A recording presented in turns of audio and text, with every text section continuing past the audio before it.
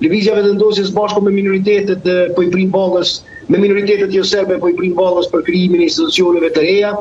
Po ka pasur informata, është e vërtetë informata të tilla ka qarkulluar kolore, mirë po të dy palët nuk kanë qenë shumë të qarta sa i përket këtij pozicioni, sepse kryeministi Kurti në bashkësi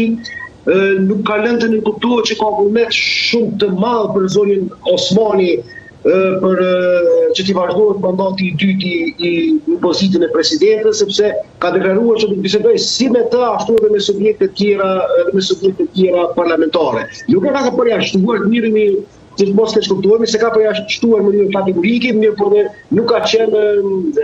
iftari pjesën se në mënyrë kategorike do të jetë vetëm Vjosa Osmani si presidente, siç kishte qenë për shembull në vitin 2023. Edhe tash edhe Liga Demokratike e Kosovës ka shprehur vullnet për konsensus politik, por pa e qartësuar ende sa është fjala për ndonjë kandidat tjetër që do ta propozojë Liga Demokratike e Kosovës apo që të njëjtit janë në gjendje të japin mbështetje Vjosa Osmanit. Është një situatë jo shumë e kristalizuar se a mund t'i vazhdohet mandati i zonës Osmani apo do të ketë marrëveshje politike ndërmjet lëvizjes dhe të ndosjes së Lidhjes Demokratike të Kosovës për ndonjë emër tjetër të nominuar e propozuar nga. A mendoni ju se ka ndonjë emër tjetër, një alternativë të mirë të cilën palët do të mund të bënin kompromis? Po ndëgjoh, emra normal se nuk janë të konsumuar gjithë emrat në Republikën e Kosovës. Padyshim që ka emra, mirë po problemi është se janë kalkulime politike, më pastaj ato të cilat indikojnë se cili kandidat është më i preferuar për njëra palë, cili për palën tjetër. Tash nuk do të futen në emra të përvetshëm, këtë rast po sikur të ekziston vullneti politik për të ardhur deri tek një emër konsensual, padyshim që ata punë gjenden pa ndonjë telashe të madhe dhe vendi nuk ka nevojë. Është përfolur edhe zoti Abdi Xhiku.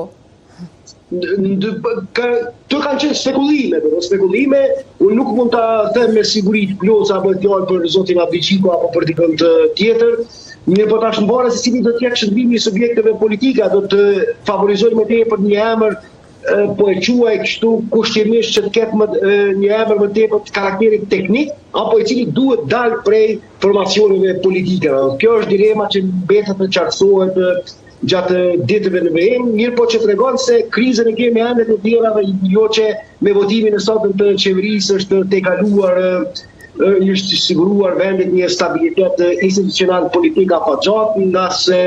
mund të jetë edhe kalkulimi vetë partisë fituese të zgjedhjeve që mbasi zgjedhjet e reja të jashtëzakonshme mund të jenë më të favorshme për të sesa qeverisja elektorale për arsye të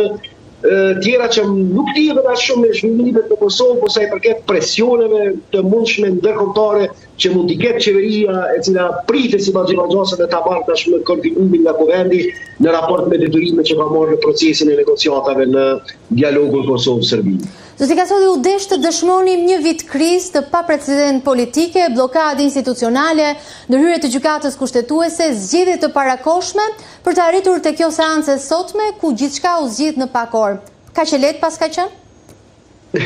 Jo, ndërsa tash këtu realisht kjo do të viti 2025 ishte një vit i humbur për Kosovën, siç është nga shumë edhe analistjerë dhe gjithë mirë, po problemi është se realisht me këtë rezultat Kurti e muri atë që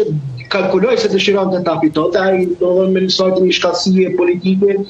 ja doli që ta bindë opinionin, t'i bindë qytetarët e Kosovës që opozita ishte fajtore për blokadën institucionale dhe për blokadën shtetërore një vjeçare në vend, për çka dhe e njëjta u ndëshkua në zgjedhjet parlamentare të 28 dhjetorit,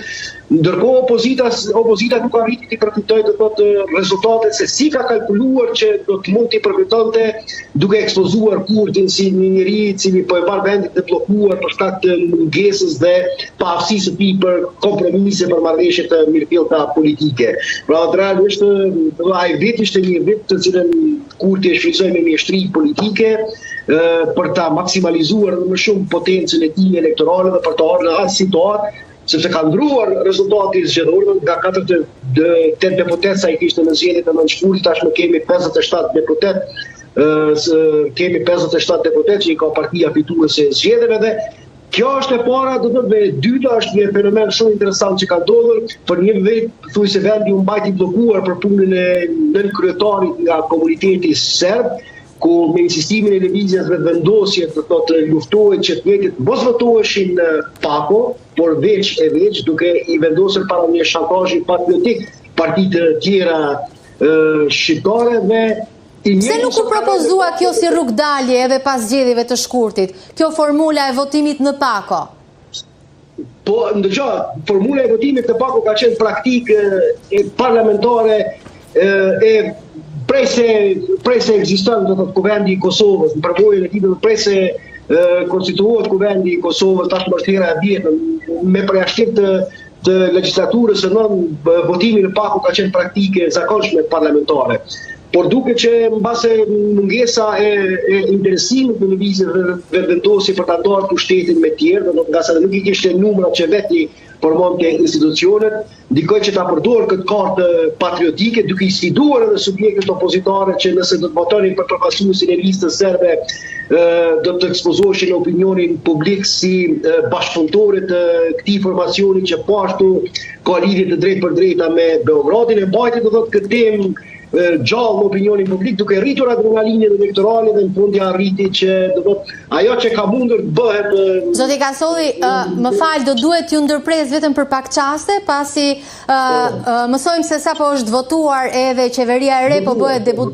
betimi i deputetëve, është miratuar me 66 vota pro, kabineti propozuar nga zoti Kurti, 49 kundër, asnjë abstenim. Ndjekim momentin e betimit të deputetëve dhe të kabinetit të ri Kurti 3, qeveria e re e Kosovës.